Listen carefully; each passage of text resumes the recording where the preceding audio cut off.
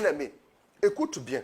La Bible te dit que ce n'est pas ce qui entre dans l'homme qui le souille. Ce n'est pas le manger, le boire, mais c'est ce qui sort de l'homme. Une parole ne sortira pas de l'homme tant qu'elle n'est pas pensée dans son cœur. Est-ce que tu me comprends? Voilà pourquoi, si tu ne gardes pas ton cœur, si tu ne le protèges pas, des pensées de jalousie vont entrer. Et la jalousie qui est un péché, vraiment, va te pousser à faire des choses qui ne sont pas bien. L'envie, la colère entrera dans ton cœur. Et étant un péché capital, la colère, l'orgueil aussi, ton cœur sera enflé d'orgueil. C'est un péché capital parce que c'est un péché qui touche au cœur tout de suite. Bien-aimé, écoute-moi bien. C'est très important. Il faut que tu apprennes à préserver ton cœur du mensonge autour de toi. Je vais nous ouvrir une petite parenthèse.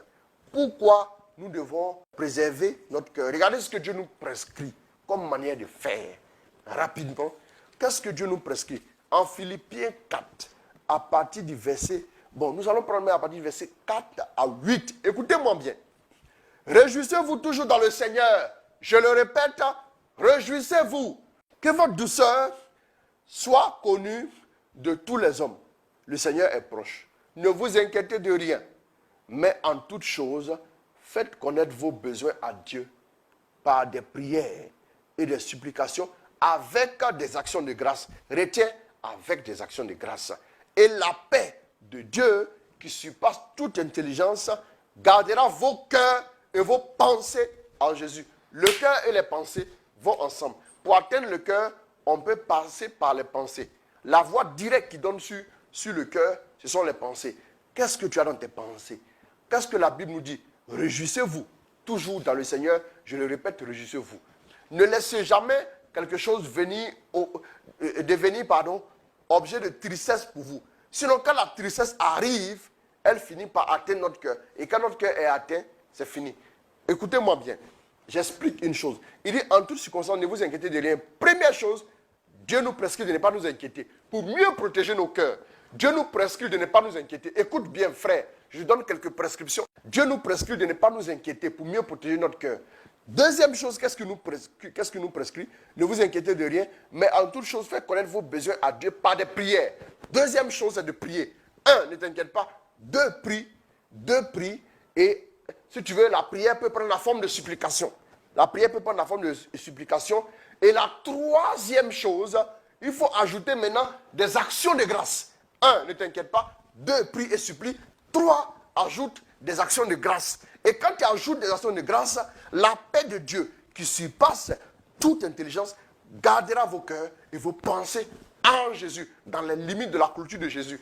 Il y a une version américaine qu'on appelle la version de Moffat. La version de Moffat dit, et la paix de Dieu, pour dire ça en français, la paix de Dieu qui surpasse tout ce qu'un homme peut imaginer, établira autour de votre cœur et de vos pensées une garniture de protection. Une garniture de protection.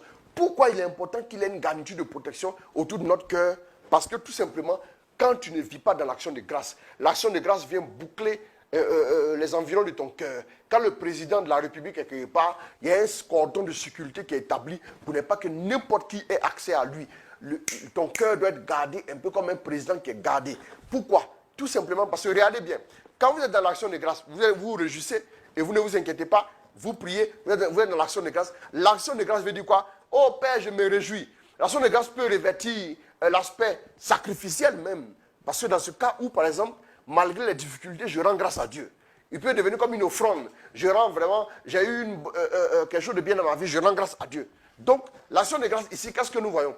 L'action de grâce va établir une garniture parce que quelqu'un qui rend grâce, c'est quelqu'un qui dit merci à Dieu pour le bien qui est dans la vie des autres.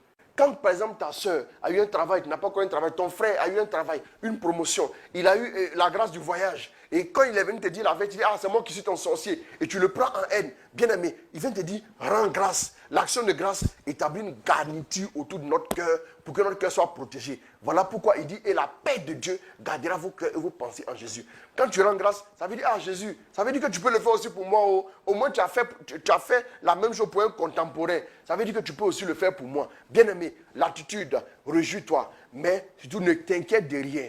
Fais des prières, des supplications et des actions de grâce. Et que ton cœur soit gardé, soit dans l'action de grâce. Que tu as appris une bonne nouvelle dans la vie de quelqu'un, soit dans l'action de grâce. Si c'est une mauvaise nouvelle dans la vie de quelqu'un, va au pied du Seigneur. Offre cette personne-là à Dieu. Et offre la chose à Dieu. Ne te réjouis pas du malheur de l'autre. Garde ton cœur. Parce que si tu te réjouis du malheur de l'autre, d'accord, tu t'en réjouis. Peut-être qu'il a mérité même. Mais toi, ton cœur a été infesté déjà par quoi? Par le venin de la jalousie, le venin de la haine. Et quand le venin de la haine est rentré chez toi, ne t'inquiète pas. Un jour, ça va se développer et ça va devenir quelque chose qui va détruire ta vie, qui va ruiner ta destinée. Mon frère, ma soeur, garde ton cœur plus que toute autre chose. Demeure connecté à Dieu. Dans la prière, tu garderas ton cœur. Dans les supplications, tu garderas ton cœur. Ne laisse pas ton cœur être angoissé. Protège-le par la prière, par l'action de grâce, par la louange, par l'adoration. Protège ton cœur et tu vivras heureux et épanoui. Et tu vivras même une vie longue. Parce qu'un cœur en bonne santé est un gage de vie longue, de vie épanouie. Tôt ou tard, tu verras aussi tes témoignages. Que Dieu te bénisse et te protège au nom de Jésus. Amen.